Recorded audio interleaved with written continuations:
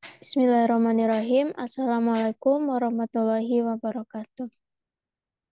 Baik, sebelumnya, perkenalkan saya Jessica Ikrima dengan NIM 2003-4060. Selanjutnya, terima kasih kepada Bapak Razi selaku dosen pengampu mata kuliah instrumentasi kebencanaan.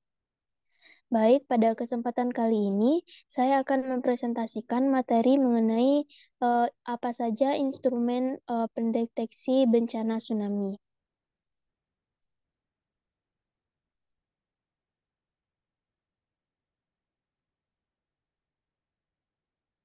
Nah, sebagaimana kita ketahui, Indonesia merupakan salah satu negara yang dikategorikan sebagai negara eh, dengan tingkat kerawanan terhadap suatu bencana yang sangat tinggi. Salah satu contohnya adalah bencana tsunami.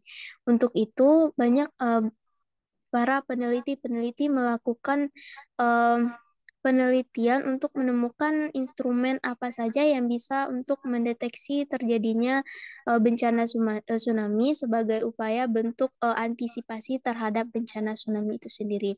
Nah, berikut beberapa alatnya. Yang pertama ada Indonesian Tsunami Early Warning System atau dikenal dengan INATEONS, di mana eh, sistem ini merupakan sistem yang sudah lama diterapkan oleh Indonesia, yaitu sejak tahun 2008, di mana prinsip kerja dari INATEONS adalah saat teridentifikasi adanya gempa bumi besar yang diperkirakan membangkitkan suatu tsunami, maka berita peringatan dini tsunami akan disebarluaskan kepada masyarakat dalam waktu maksimum 5 menit, di mana parameter gempa bumi ini akan menjadi masukan dalam perangkat decision support system yang akan mengeluarkan prediksi tsunami dari model perhitungan. Selanjutnya, peralatan pengamatan perubahan tinggi muka air laut seperti buoy dan tidegau digunakan untuk mengkonfirmasi apakah tsunami ini benar akan terjadi ataupun tidak. Selanjutnya ada Deep Ocean Assessment and Reporting of Tsunami atau dikenal dengan DART atau juga dikenal dengan buoy. Nah, sistem ini menempatkan pelampung khusus yaitu Deep Oceans Detection Buoy atau biasa dikenal dengan buoy, di mana sistem ini berguna untuk mendeteksi perubahan level permukaan air laut. Nah, buoy ini adalah suatu alat terapung yang bisa mendeteksi gelombang yang disebabkan oleh gempa bumi di bawah air laut.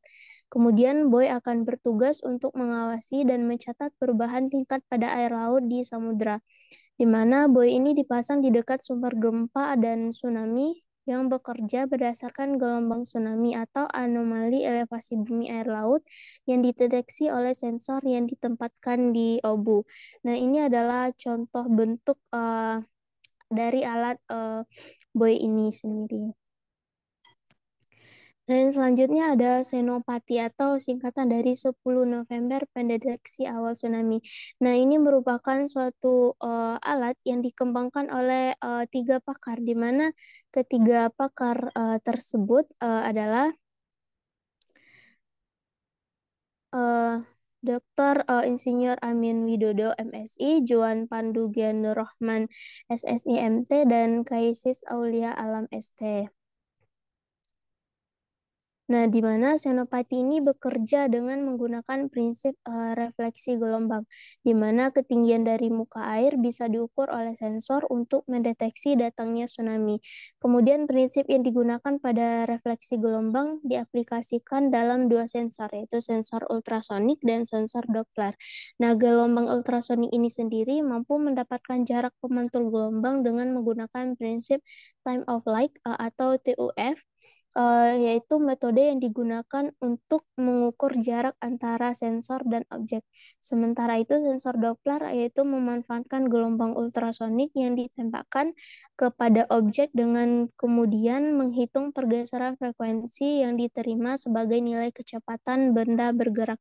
Jadi, apabila ketinggian muka airnya surut dengan cepat, alat ini akan memberitahu bahwa akan ada tanda-tanda terjadinya tsunami. Nah, berikut adalah contoh skema rangkaian dari alat senopati. Nah, baik, mungkin sekian pemaparan materi dari saya. Mohon maaf jika ada kesalahan kata dalam penyampaian. Terima kasih. Assalamualaikum warahmatullahi wabarakatuh.